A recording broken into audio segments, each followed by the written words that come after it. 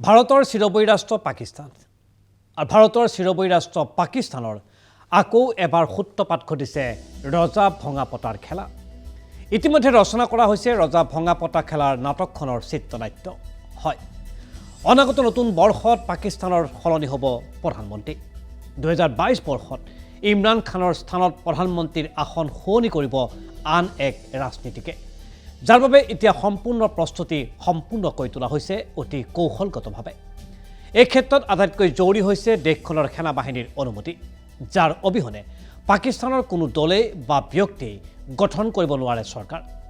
ইমৰান খানক আঁতৰাই আন এজন ৰাজনীতিকক দেশখনৰ প্ৰধানমন্ত্ৰী পতাৰ ক্ষেত্ৰত গ্ৰীণ ছিগনেল প্ৰদান কৰিছে পাকিস্তানৰ সেনাবাহিনীয়ে, কিয়নো ইতিমধ্যে পাকিস্তানৰ সেনাবাহিনীয়ে প্ৰধানমন্ত্ৰী পাতিছিল ইমৰান খানক, কিন্তু কাৰ্যক্ষেত্ৰত চূড়ান্তভাৱে ব্যৰ্থ হৈছে ইমৰান খানৰ চৰকাৰ। সমগ্ৰ পাকিস্তানতেই ইমৰান খানৰ বিৰুদ্ধে সৃষ্টি হৈছে বিদ্ৰোহ, ঘৃণা আৰু ক্ষোভৰ অগণি।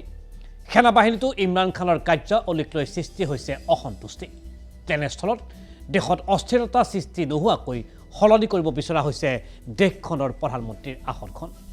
আৰু এই ক্ষেত্ৰত সেনাবাহিনীৰ লগতে মিডিয়াৰ মুখত বাৰে বাৰে চৰ্চিত হৈছে আন এক অভিজ্ঞ ৰাজনীতিকৰ নাম, আৰু সেই ৰাজনীতিকগৰাকী হৈছে দেশখনৰ প্ৰাক্তন প্ৰধানমন্ত্ৰী নৱাজ শ্বৰীফ, যিগৰাকী ৰাজনীতিক 1919 চনৰ নৱেম্বৰ মাহৰ পৰা আছেগৈ লণ্ডনত।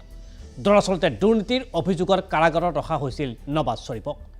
পাছত উন্নত চিকিৎসাৰ নামত দেশৰ পৰা এক প্ৰকাৰে নিৰ্বাসিত কৰা হৈছিল পাকিস্তানৰ প্ৰাক্তন প্ৰধানমন্ত্ৰীগৰাকীক।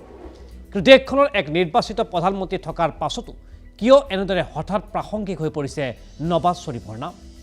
দৰাচলতে বিশ্বৰ বেছিভাগ ৰাষ্ট্ৰতেই নিৰ্বাচিত চৰকাৰৰ মতে কাম কৰে দেশখনৰ সেনাবাহিনীয়ে, কিন্তু পাকিস্তান এই ক্ষেত্ৰত সম্পূৰ্ণৰূপে ব্যতিক্ৰম, য'ত দেশখনৰ সেনাবাহিনী আৰু চোৰাংচোৱা সংস্থা ISI ভাঙে আৰু পাতে দেশখনৰ চৰকাৰ।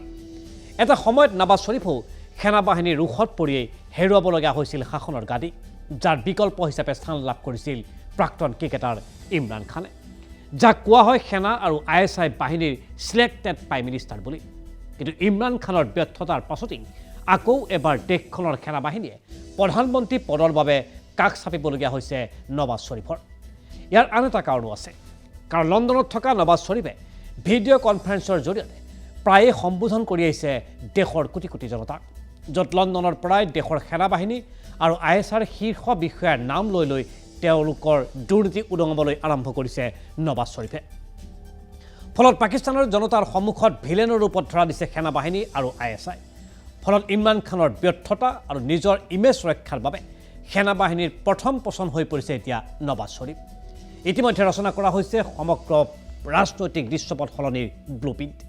খবৰ অনুসৰি 2022 চনৰ জানুৱাৰী মাহত লণ্ডনৰ পৰা পাকিস্তানলৈ উভতাৰ সম্ভাৱনা প্ৰকট হৈ পৰিছে নৱাজ শ্বৰীফৰ।